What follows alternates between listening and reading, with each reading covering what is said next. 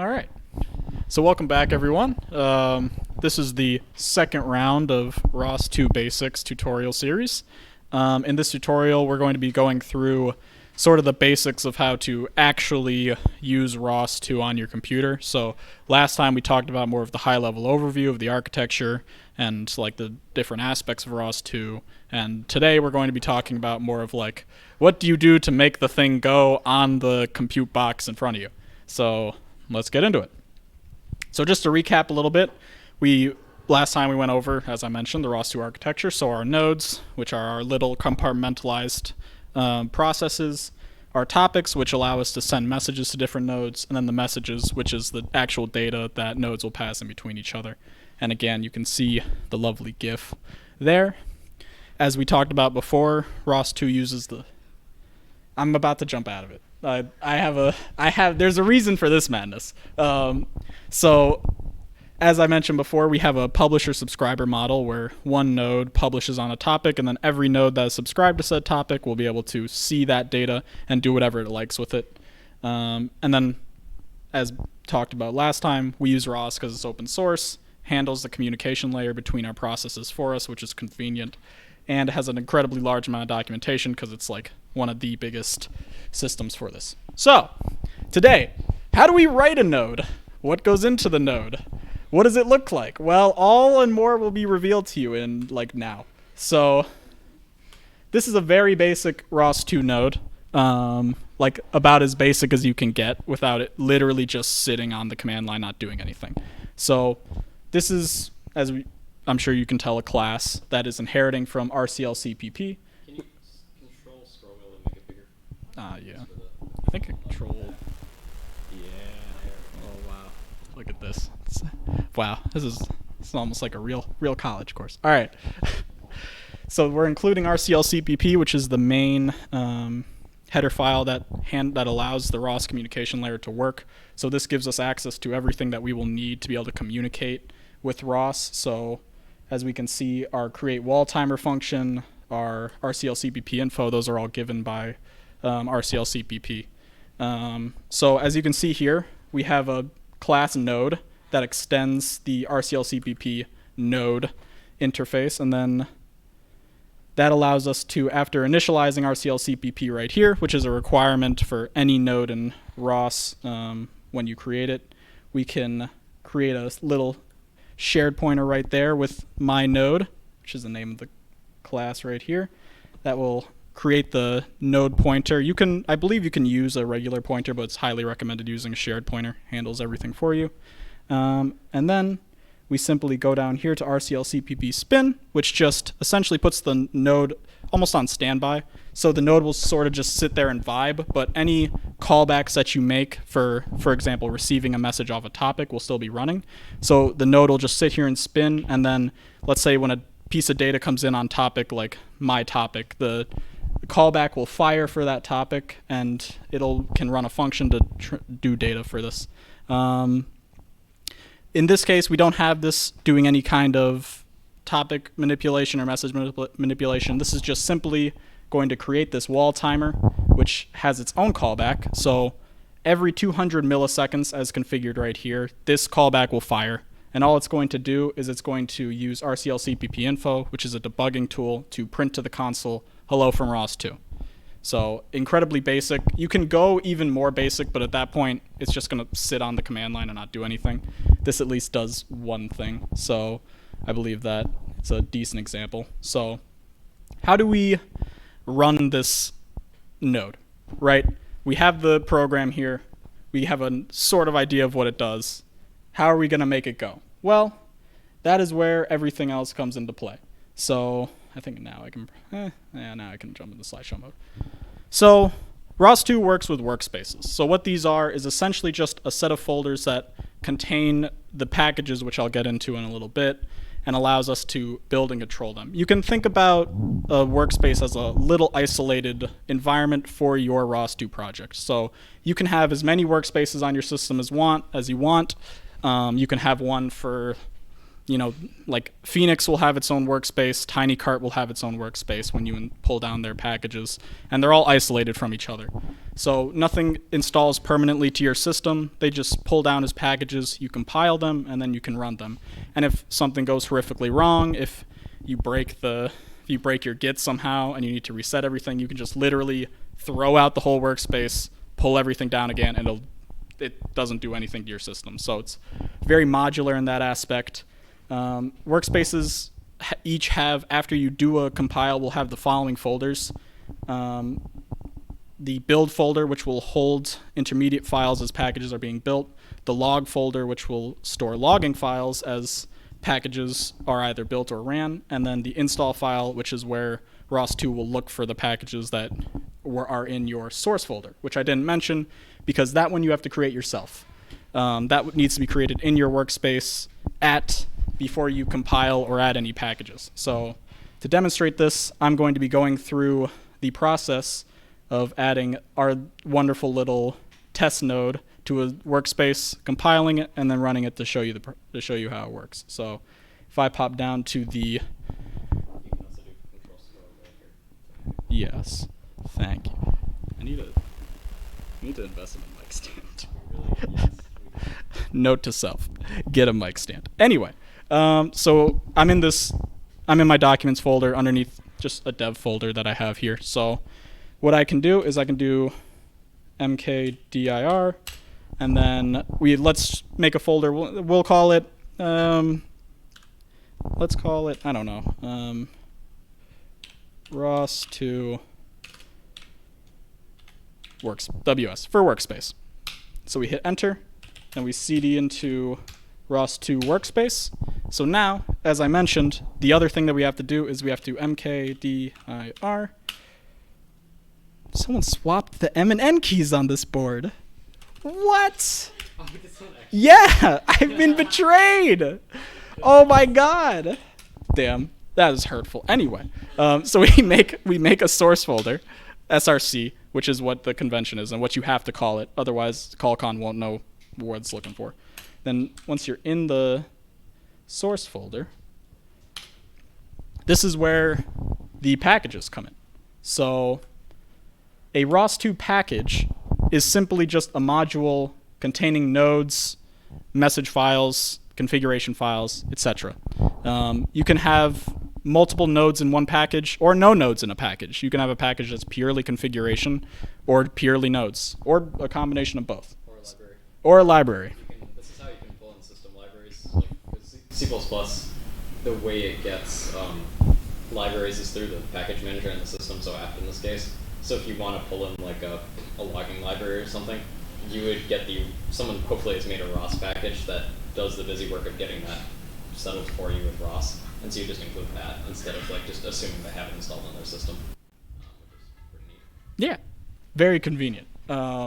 So the idea of a package is it describes what files are in it, what is executable, what the dependencies of your nodes are, if you have any, what compiler to use, what C++ version to use, all that delicious metadata. And so, yeah. So what's in the actual package specifically? So on creation, which I'll show you in a second, we have the source folder, which you would store the actual CPP file. So this test node CPP file that I have right here, that would go inside of the source folder. So as well as any other CPP files you'd have. Your include folder, which would store any header files that you've specifically made for that package. Your Cmake lists txt, which contains info on how to build your package for the compiler. So the CPP version it uses, the specific compiler, package dependencies, etc. Your package.xml file, which contains metadata about your package, such as the executable files, executable dependencies, build dependencies, maintainer emails, package name, package description, just so that when people pull down your package, they can look right there and see, okay, this person maintains it, this is what they say it does, these are the different files that it's going to be executing, etc. So, and for a package conveniently, the only two required files are your Cmake lists to build it and your package.xml. This is specifically for C++ packages. Python packages do have a different set of files that are required for them. But yeah, we're going to focus on C++ packages for this tutorial. But everything else is optional. So source file, include file, source folder, include folder. You don't need any of those. Don't need any of those files. Your package could literally be a Cmake list and a package XML, and that's valid. It wouldn't do anything. It would just... That's how the system packages are done. Yeah. Because the Cmake's file builds C++ or finds a package. So how you do that with a system package is you, in the Cmake, you'll check if it's on the system. If it's not on the system, then you'll pull the source and build it. Yeah. Install it. So you can't have just a package with just the Cmake and all the code is just with the Cmake. Yeah, exactly. I have no idea if that picked up on mic. So I don't know. I'm talking at you. So I think it does. we'll see in the on the recording. But in general, though, if you do have ROS2 code that you want to build, it all must be inside of a package to actually be built. It can't just vibe in free space. Otherwise, it's bad. So let's create a package here. So we're inside the source folder for our workspace, as I mentioned before. So we are going to go ahead and run ROS2 package pkg, which is package, create, and then we can do build. Typing with my hands difficult. Yeah, build type. God, that keyboard's gonna kill me. Oh. mn Cmake. So mn Cmake is for a C++ node or C++ package. If you want to do a Python package, you would do mn Python. I have no idea if I'm pronouncing that right. But for our mn Cmake, and then what I did forget is you have to actually name it as well. So I believe let me just quickly, because I actually have yep, cool. So we're gonna call this test pkg and go. And there we go. So it's created a new package for us, and we can sort of get an idea of what it's done for us. It's created a basic description of put in a description.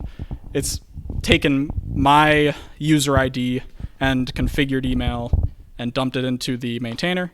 The licenses, it said figure that out, because how would it know? It's configured the build type as we've described up there, as well as creating the folders for the specific package. So if I list everything, we can see test package shows up. If I cd into test package, then ls, we can see that, as I showed earlier, it's automatically given us a Cmake list, a package XML, an include folder, and a source folder. So now we can go ahead and pick up our lovely test node.cpp file and dump it into our test packages source folder. Like so. And normally you wouldn't write the CPP file and then make the package around it. You would make the package and then write the CPP file inside of the package. This is just because I wanted to sort of demonstrate a whole workflow without having to copy and paste the C++ code in. So once we have that, we can see our pre-configured Cmake lists right here. This is just what it automatically does for you with the configuration that we've given it. However, I've already written a separate Cmake list for this node specifically, because writing these correctly is difficult, and if you do it wrong, can take time to troubleshoot. So for convenience sake, we'll just be using the pre-written one. So as I'm sure you saw at the top of the CPP file, if I could actually Control plus, because I forgot viewing it's a thing, we can see that if you remember from the node, we're including rclcpp.hpp, so that's a dependency for our package. So inside our Cmake lists, we have to find rclcpp and ensure that it's a dependency that is going to be met. So that way, if we try and build, and for some reason you don't have rclcpp on your system, callcon will be like, what? So yeah, further down, we can see that we have the add executable. this is to tell the system that you have a CPP file that's going to be executed. So this is how your node will actually be executed on your system. If you do not add your node.cpp file to an executable, it will not actually be executed. That happens sometimes. It takes forever to troubleshoot. And that's most of it. Just a couple compile features that we want to target. And yeah, so I'm going to copy this into our package so that it will just work when I build it. While he's doing that, please never use hyphens in your package name. It makes it silently fail, which is very fun. Only on Python, I think, but it'll just randomly not work, and it just won't. It just does nothing. You have to replace the hyphen with the underscore like he did. So just always use underscores if you're going to add spaces. I don't know why they don't fix that. But they don't. That's the open source difference. That is in fact the open source difference. Let's do this one. I'm definitely going to invest in some kind of mic stand. Yes, this is actual pain. Okay, cool. So let's jump back to our little. I honestly should get a boom arm. That would be cool. Wait, I have to talk to Andrew about that. Future me who watches this, remind me to, note to editor, remind Andrew to get a boom arm. Okay. So here's another example of a package.xml. This is from KillaOhm, which is our autonomous lane navigator robot. As we can see, we have significantly more dependencies in this because Ohm had a lot of dependencies on different packages to make it all run. This is a more realistic use case of the amount of dependencies and things that you would see in a big robot. And then this is also, man, those are too small. Yeah, that's an L. That makes it a little better. Okay, here's the Cmake list.txt for Ohm as well. So as we can see, much larger amount of dependencies, but similarly to the package.xml file. But as we can see, we also have delicious metadata with like all of our lovely emails and names on it so that people can know who is maintaining the code base. So yeah. So, oh yeah. So actually, I mean, he's about to talk about this, but I'll explain it here because it's here. If you see all those find packages in the middle, if you can read them, probably not. But those, so basically how this works under the hood, which I'll show you, but you might not explain fully. So the reason you duplicate this, because you need to do find package in every single dependency, and then separately in the XML, write every single dependency. And the reason for that is when ROS's package manager will go and try to find the package, it does that based off its XML file, because that's easier for it to parse. But then when Cmake is actually building it, it needs to actually find the library in your system. So ROS handles the installation side, Cmake handles the linking side, which is why you need to duplicate them. And if you have one and not the other, it won't work. Or it is possible to put it in the Cmake file and not in the ROS file if you already have it on your system. But then if someone else downloads your code, it won't install it, and then it'll fail. So generally, just try and make sure that that middle section here with the find packages is always the exact same list that's on your package XML. Yes, thank you. Cool. So, as we just talked about with dependencies, there are times when you have other dependencies that aren't in here but are still required but need to be installed on your system. That is where our favorite friend ROS2 comes in. So some packages need to be installed to your host system, such as like Python's NumPy package, other random Python packages that are needed for nodes that you'll just pull down off the internet. So you'd either have to, normally you'd have to install these manually, but open source being open source, we have this delicious tool called ROS2, which essentially just handles all of that for you. So all you need to do is in the top of your workspace, we can see here, he's inside of his ROS2 WS workspace. You would just run this long esoteric command that you're going to forget. Thankfully, we have a Discord channel for this. It's the long esoteric commands you use like once a month channel. And it's pinned in there because we forget it all the time, because look at that chonker of a command. Like from path source, ignore source, kills me. Anyway,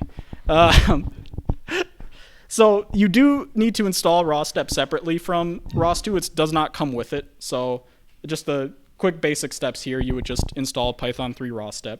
And then you have to initialize ROS2. You only do this once after install, and then you're done forever just with ROS2 init. This just sets up everything and gets it going. And then you just run ROS2 update to update for to check for the latest ROS versions. So we run on Galactic, but like Foxy, Humble.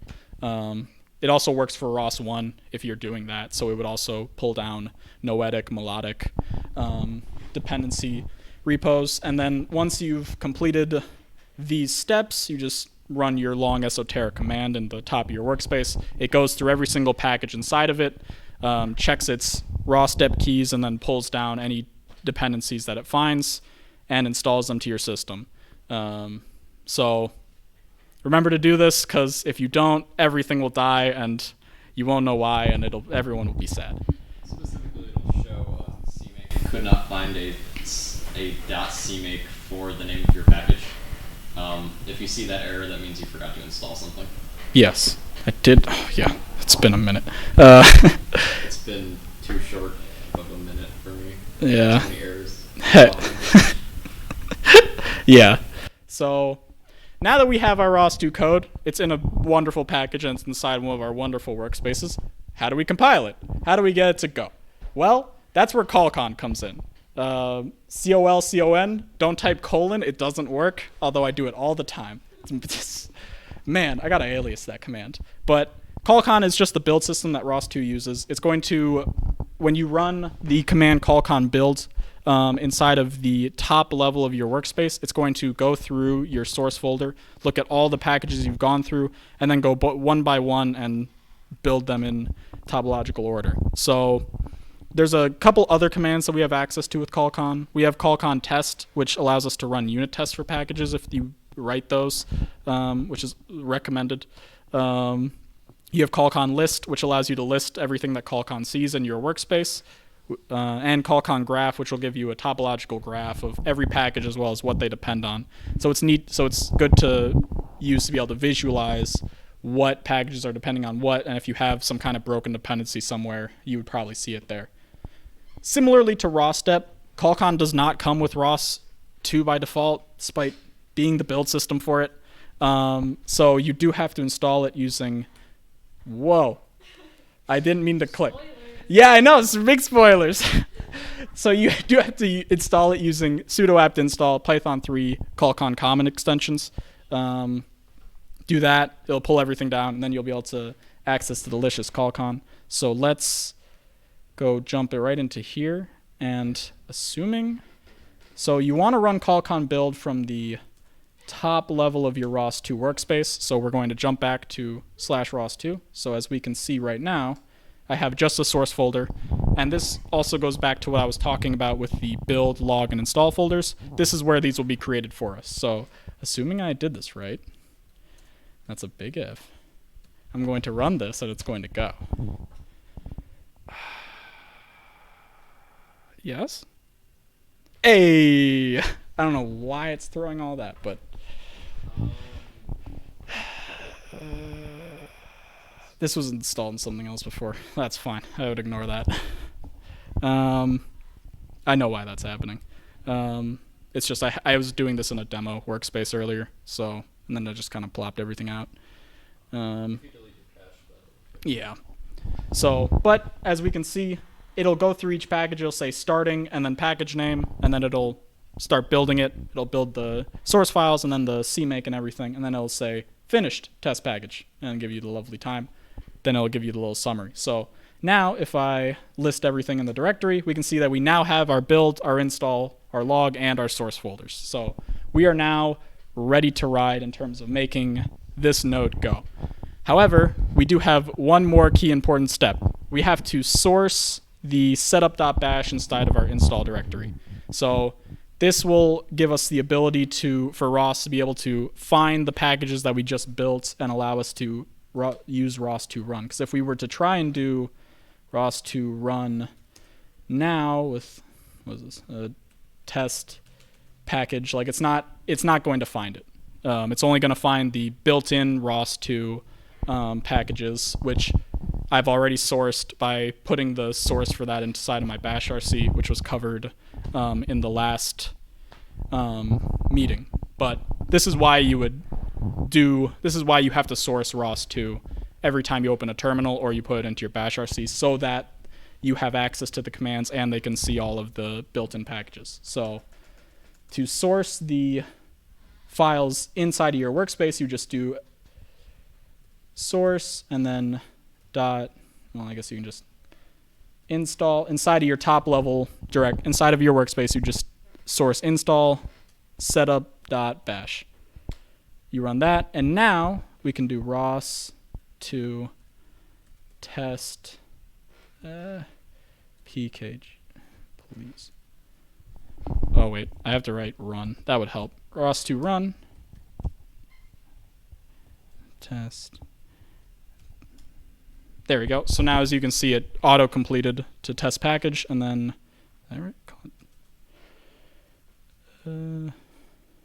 yeah, and then test node, and then bam. And now we can see we have the node running. It's currently just printing to the console, hello from ROS2 every 200 milliseconds, and now your node is successfully up. So if you had multiple nodes, you could bring them all up and have them start talking to each other and easily bring your whole system up, and you'll see all of the console output from each of your nodes inside of this console. So let me just pop back into here. So as I just showed, we have the ability to launch a node using ROS2 run package name, node name. However, you would have to do that for every node in every package inside of your workspace if you want to launch them, all together. So if you were trying to bring up the whole robot at once, you would have to literally go into like 20 terminals and do ROS2 run, ROS2 run. That's a lot of work. So we invented a thing called launch files, which essentially just allow the computer to do that for us, as computers are so good at. So what a launch file is it's just a file that allows that you can run with ROS2 launch instead of ROS2 run, that providing a script, and I'll show off the launch file for the LiDAR demo that I'm going to do at the end. So inside the launch folder right here, inside of this package, we see lidar.launch.py, and then if I can open this with one hand, because, oh please, why did you open that? No. Okay, just open with Kate, please. Thank you. So as we can see, this is a launch file. So we have the ability in here to declare arguments on launch if we want to give a node a certain argument. In the case for our LiDAR, if we want to reconfigure a serial port, we can do that right here. We can reconfigure the topic and the LiDAR frame, as well as you can see down here, we have a node parameter, or a node function. What this does is this just allows you to specify a package and a node to pull up, and what's convenient is that you can actually have multiple of these. So you could have 10, 20 of these nodes that would automatically all be pulled up by running this one launch file. This is best summed up in, I wonder if I can actually pull it up. This is a little bit less planned, but I realize that if I go in here, get it with load. Okay, robot launch. So this is the launch file for kiloohm, the same autonomous lane navigator that I showed the Cmake list for. As we can see, we have a large number of nodes that we're all launching at once within this launch file. So instead of, going into terminal and running ROS2 run for point cloud to laser scan, this will just allow it to do it for us. So just insanely convenient to the point where it'd be possible to use ROS without this function. Boy, cool. So finally, the last thing I want to touch on is Arvis. Arvis is a ROS2 3D visualization tool.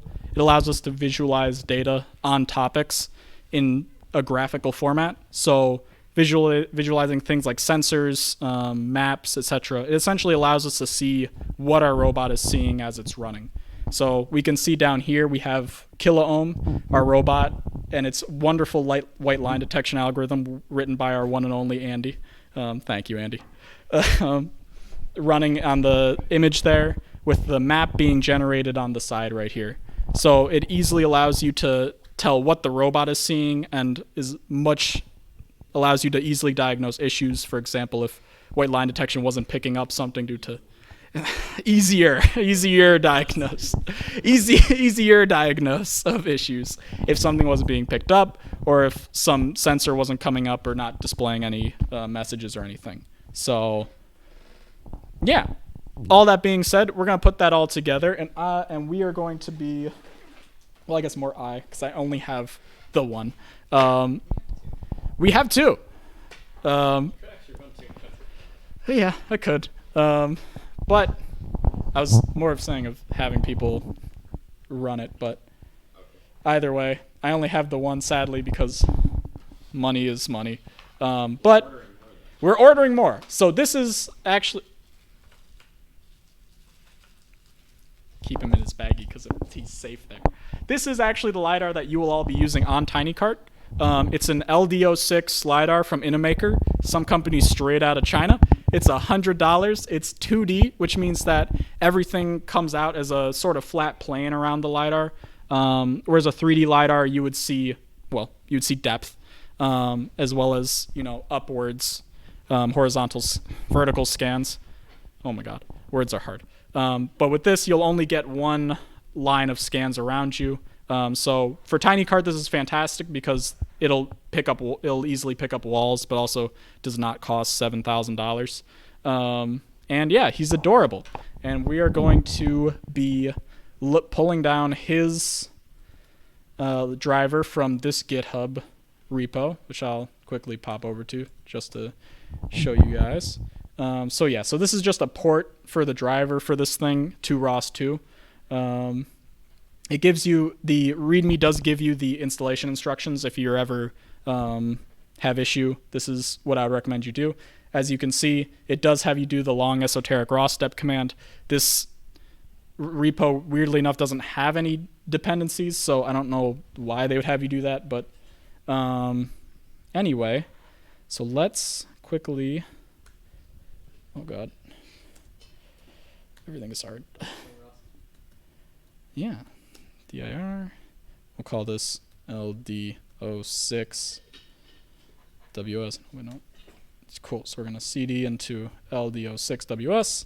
So we made a new workspace now for the LiDAR specifically. So this is completely isolated from the test workspace that we used before. So we're going to K dir src, and then now that we have the source folder inside of our workspace, we just cd into there,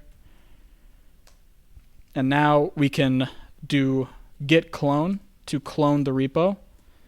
Oh God.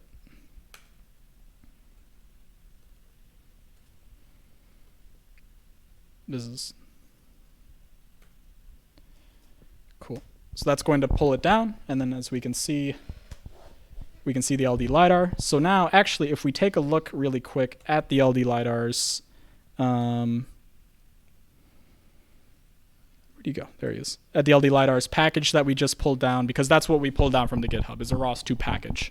So this is a complete package that has the Cmake lists, the package XML, the UDEV rules, as well as a couple different folders, including source, which, as we can see, we actually have multiple CBP files. So just to demonstrate that this is how you would do it, you would just dump them all into here.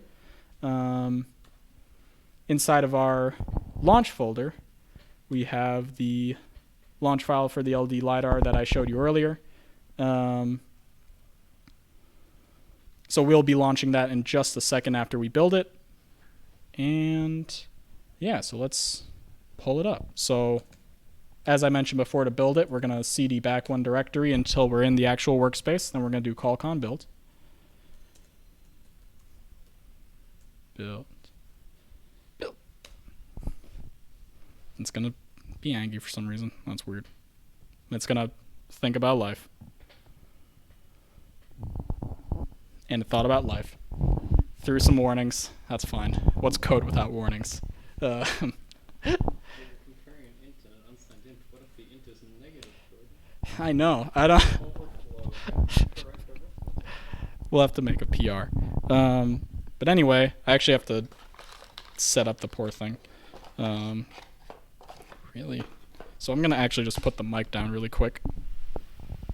There's an off button, by the way. There is an off button, but I don't want to mess up the. You can get my ambient noise. Delicious ambient noise of me trying to put this thing together right now. So, this is just the So this is what I'm holding is the UART board right now. This will take the raw data from the LiDAR and then send it back to your PC over USB to make it nice and readable. You technically don't need it. It also does pitch control of Yeah. brushless motor inside, which I'm currently attempting to re-implement, and it's hard, so easily. Yes. For Tiny Cart, you will be using it. So we're just going to plug him into a port somewhere. Port. And he's going to spin up. Do you unplug the camera? I thought I unplugged the keyboard. Okay, No. That most definitely killed your video. That's so sad. No! You can recover. No, you have to restart Death AI demo. Oh, yeah. Close the app. Wait, we got the live recovery. Don't worry, we can do it. Live. Just close it? Yeah. I got it. I'm off camera anyways. I'm off. Technically, everyone's off camera. Alright, where's your... Oh, you don't have a mouse. Okay, sure. Alright, hold up. We go here. Wait, where are you running it from? I'm just literally just running the Python script from, Oh. Interesting. Yeah. And it boots. But what? Yeah, it just boots. Sure. Listen, it's fine. Oh, please turn that off. This makes my computer sad. No, it runs on the camera. Yeah, but it's running yeah, there you go. Yeah. Bam. Recovered. Or, well, give me like 3 seconds and we'll recover. It's working. It should be. It's not working. I'm sorry. Yeah, you might have to change the video. Got it. Genius. I meant to do that. I swear. Okay, the other side of my computer now, with actual, that was the keyboard. So that's cool.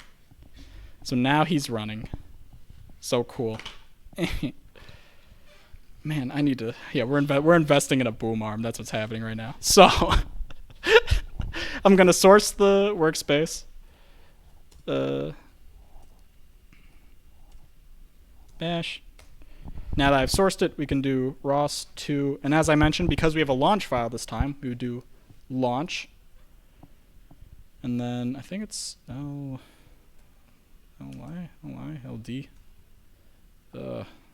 It's like LD. LD and just spam tab. Yeah. It's like, yeah. Please. Bam. Oh, cool. So I pulled it up. So now we're just going to pop into a new tab and we're going to open Arvis. Oh, that's small. Okay. With Arvis 2.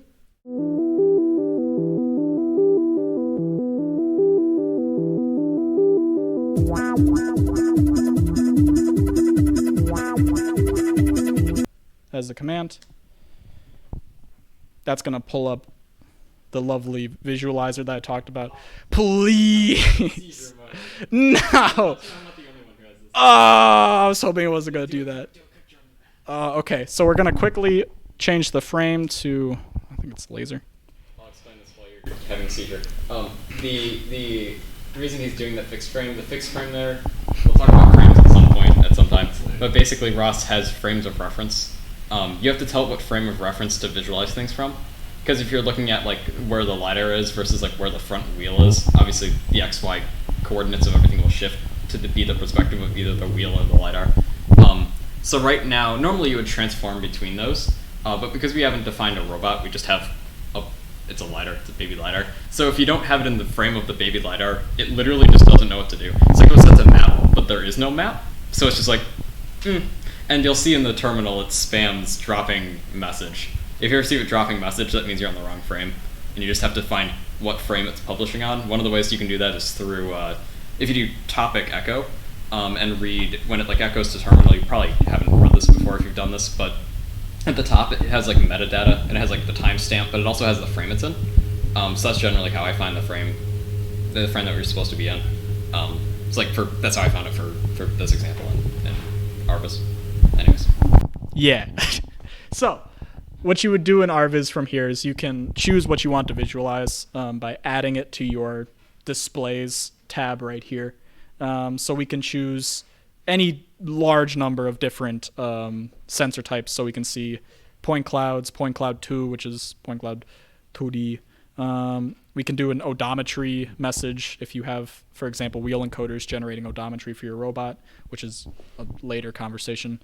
A path, if for your navigation algorithm is generating a path for your robot, you can look at that and see what kind of shenanigans it's up to. A map, so as if you remember back to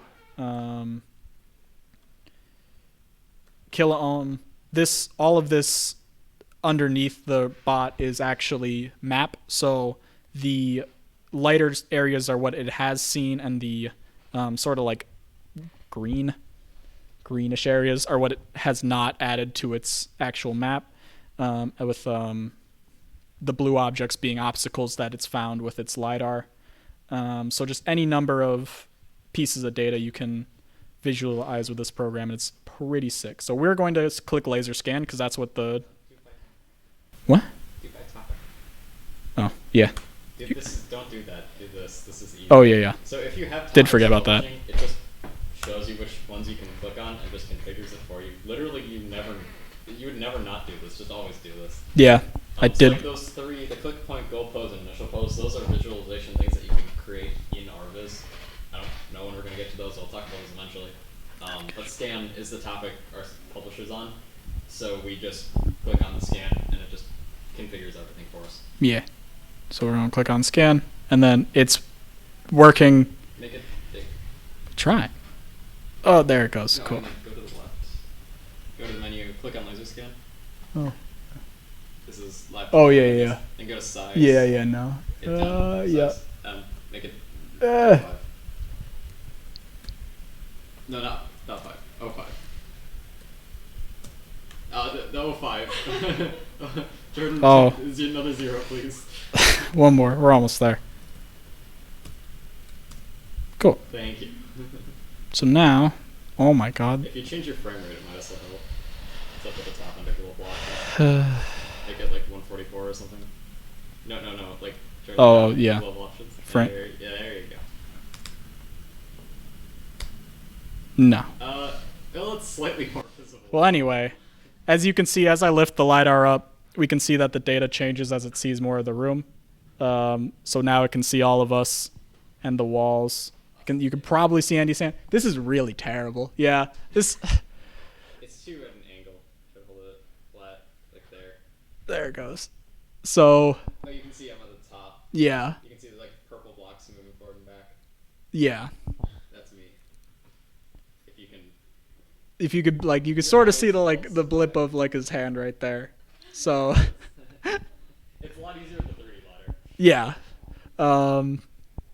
And yeah, so this would be how you would, for example, pull up a node to run like a LiDAR driver. If you had a bigger robot, you would generally just have one big launch file that would pull this up, pull up your other sensors, anything else that you would need. You can actually have launch files automatically open Arvis for you, so you don't have to go into the terminal and run Arvis 2 to visualize everything. Loads and loads of cool stuff all around. Now let me close this before I give someone a seizure. Gonna have to put a warning on that. I'm gonna have to change it to 30 FPS to smooth it out. I'm gonna have to do something, bro. I don't know. And yeah, that's pretty much all I've got. Any? VCS tool real quick. Oh, I have to remember the syntax for VCS tool. It's a live demo. We showed them. Oh boy. All right. Well, I have to actually put the. Ran into the issue of if you clone any reasonably sized node, you need to know VCS tool. This is true. We can do this impromptu. I did forget this. Actually, you know what? I'm gonna Did you pull do down. another slide? What? No. Oh, okay. Not for VCS tool. I wasn't You're that. gonna pull up I wasn't that prepared. Let's do tiny cart.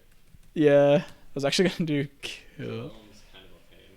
Kiloohm's not too bad. Tiny cart's under you, right? Yeah. Yeah. Just literally type in tiny cart. I think it comes up. Is it? I'm unique. And my name. Yeah, there it is. Oh, that's under. It's looking under ISCUMD. No, whatever. Listen, I'm just gonna bet that's the wrong. It's me. Oh, it's our homework. That is our Begin homework. the listification. Kinder. Go to repository. Yeah. And Repositories just and search tiny it. We cart. have a lot of repositories. Oh no, I see it. It's right there. Solid. Okay. So yes, VCS tool. This is important. I described the commands are in here, I think. Yeah. So, what this is a I don't want to call it an extension of Git. It's essentially like automating Git partially.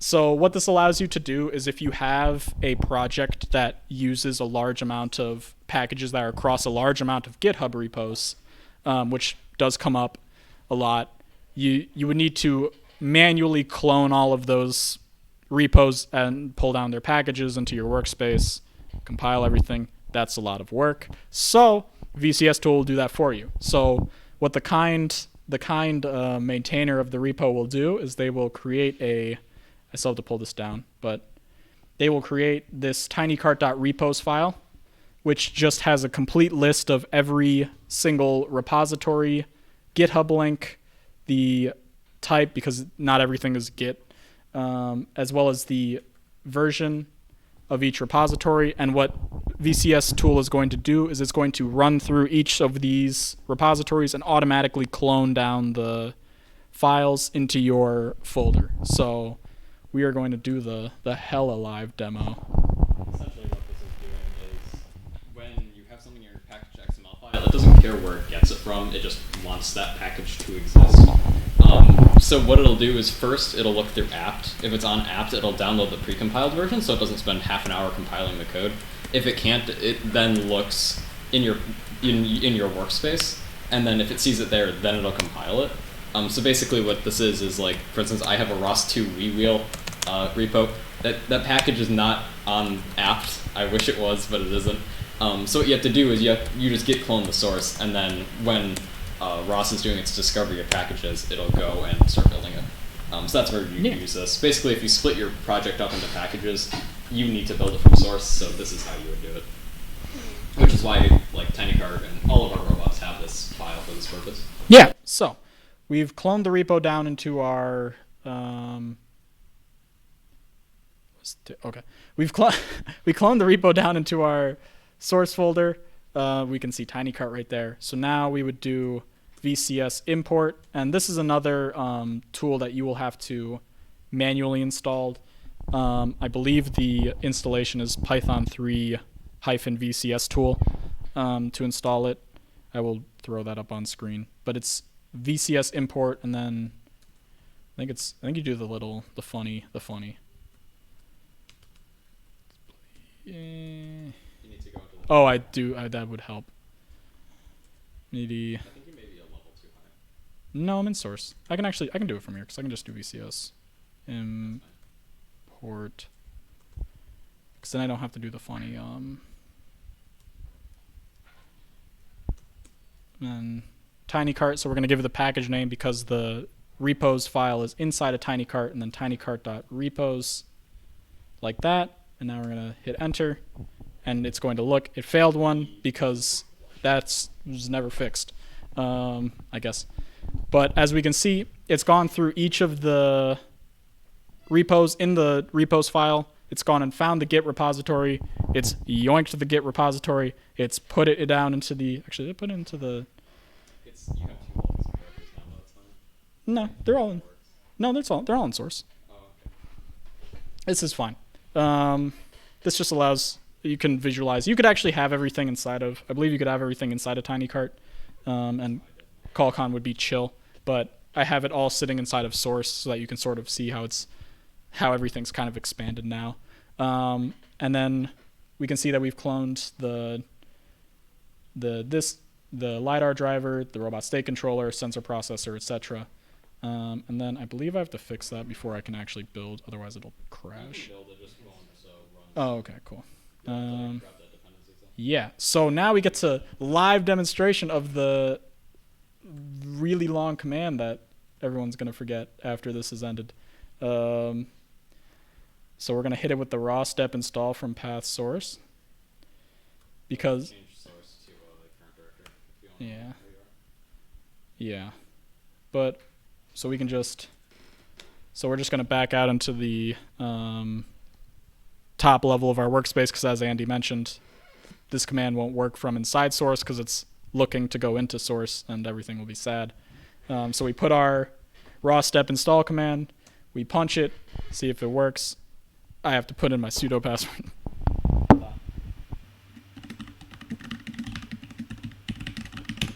There it goes. Thank you. Cool. So now, as we can see, it's finding all the dependencies for all the packages that we just cloned and installing them onto your system. So just really easy way that you can guarantee that you have all the raw steps. And when you're done, it says all required raw steps have installed successfully. So now, well, I can't run it because I didn't fix that, but we can build. So we can do call con build. And now we wait for everything to build. So, and robot state message just died. Okay, chilling. I think you need to install a Python package. Oh, there probably is Python. It's in the README. I didn't read. Am I really getting RT? Am I really getting RT? It's in all caps, Jordan. Get a pip install. Gosh. SMH. I really just got RT. I guess this is RTFM'd. a demo of how to set up the tiny cart code. Yeah. We'll be using this as a base most likely because I did a lot of the annoying part. So hopefully you guys are going to be doing the cool part. TK or ROS. And not this. And you have to do Oh, what? less of this, preferably. Yeah. A lot of ROSs. Some of ROS is just setting up the. Yeah, Most there it of is. ROS just setting up ROS. This is just setting up everything. It's like 80% build system, 20% computer science. It's just. Automate away the 80% of that. Is it under TK or ROS? It's You remember this? I actually don't remember what the. I think it's pip install -r requirements.txt. Okay. I like cursive. Just R and then tab. Q. Bam. That should work. Okay, so now It works.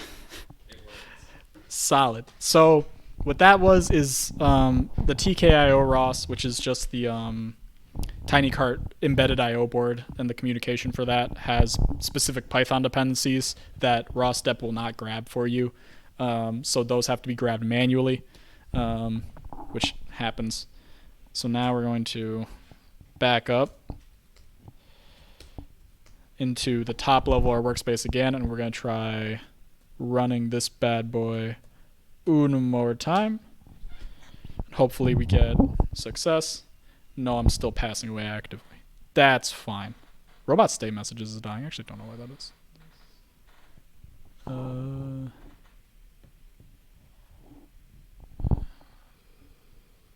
No module named EM. Scroll up.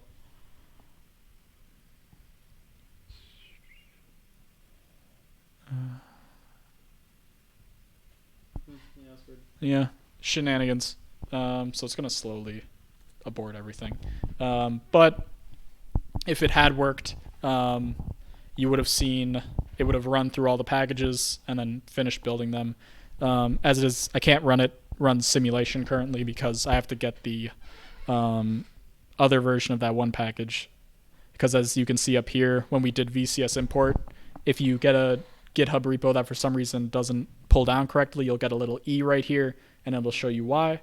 In this case, it's because this branch name, gazebo sim, is incorrect. It should be gazebo_sim. So we tried to access gazebo-sim, and it died. So that's why we wouldn't be able to run it anyway, but that's essentially how you would set up the tiny cart code to be able to run it on the cart. So, yeah. Does anyone have any questions, comments, concerns? Maybe a joke or two? I don't know. It's kind of spitballing. Anything? Questions on what we talked about here, what we talked about last week? any questions on installation. If you don't have the ROS environment set up, by the way, that's perfectly fine. We'll get there. But yeah. Yeah. So the end goal of this project, this is actually probably a good time to go over it, is the idea at the end is to participate in the Tiny Cart program. So Tiny Cart is a 1/10 scale autonomous RC car that you and a couple other freshmen on the team will be working together to put together and race at the end of the year.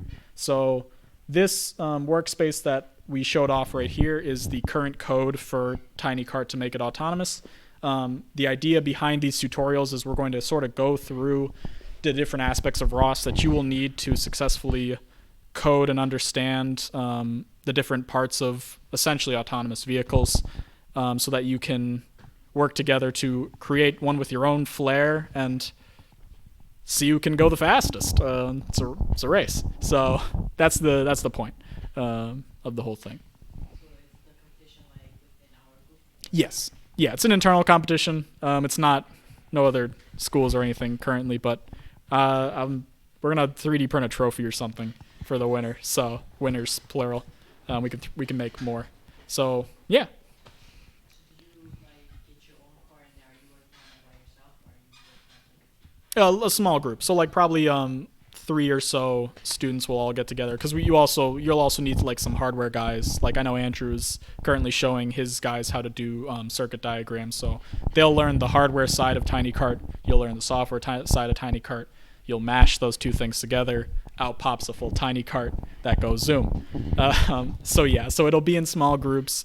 We're gonna pick up a couple more. The Traxxas Slash 2-wheel drive brushed motor is the chassis we're using. So I can show you it downstairs when we walk back down. But we're gonna pick up probably 5 more or so of those, and we're gonna lend you that as well as the baby LiDAR, as well as any other hardware components Tiny Cart's needed. So there's no monetary investment for any of you. The club will give you everything you need to make it go. So like when is like the end or like the timeline for like when we're gonna finish? So these classes are going to run at least into November, maybe a little further, and then Tiny Cart's going to sort of start during the in the second semester. Winter semester is when the actual Tiny Cart project will start. It'll run until the end of the semester. End of the semester, to celebrate finals being over, we'll have a race. It'll be fun. Throw some carts around a track. Yeah, so that's the current timeline. Yeah, absolutely. Do I have any other questions, comments, concerns, interesting anecdotes about the state of the world? No? Okay. Cool beans. Well, I thank you all for joining me today on the ROS tutorial, and yeah, time to go